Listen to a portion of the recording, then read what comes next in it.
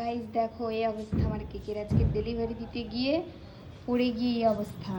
মানে কি বলবো, আর সত্যি এত একটা খারাপ এক্সপিরিয়েন্স হলো আজকে আমার সঙ্গে। ওই বাড়িতে মানে দুটো কেকের অর্ডার ছিল, ভাগ্যিস দুটো কেকের অর্ডার ছিল, একটা কেক তাও দিতে পেরেছি। মানে কি বলবো, আর এত খারাপ অবস্থা, কেকটা এরকম হয়ে গেছে, এমনভাবে পড়ে গেছে কেকটা, মানে কি বলবো। আর দেখো এই অবস্থা হয়ে গেছে, মানে কত কষ্টের ফল, কত কষ্ট করে কেকটা তৈরি করেছি।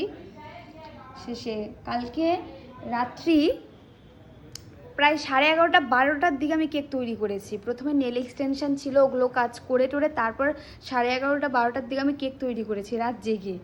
তারপর এই অবস্থা কেকের, মানে কি বলবো, আর এতটা খারাপ লাগছে। কেকটার এমন পরিস্থিতি ছিল, কেকটা দেখে রীতিমতো কান্না পাচ্ছিল। কেকের মধ্যে যে চাকুটা ছিল, চাকুটা একদম গুঁড়োমুড়ো হয়ে গেছে, টপারটা ছিল, টপারটা একদম গুঁড়োমুড়ো হয়ে গেছে। আমার যে লস হলো তাতে আমার কোনো কষ্ট নেই, কিন্তু যারা আশা করে বসেছিল কেকটার জন্য, তাদের বাড়িতে আমি পৌঁছাতে পারলাম না, এটা ভেবে আমার খুব কষ্ট হচ্ছে। মানে এমন পরিস্থিতি হয়েছে, কেকটা সাইড থেকে ভেঙে গেলে তাও হতো, মানে ওটার উপর দিয়ে টোটো চলে গেছে।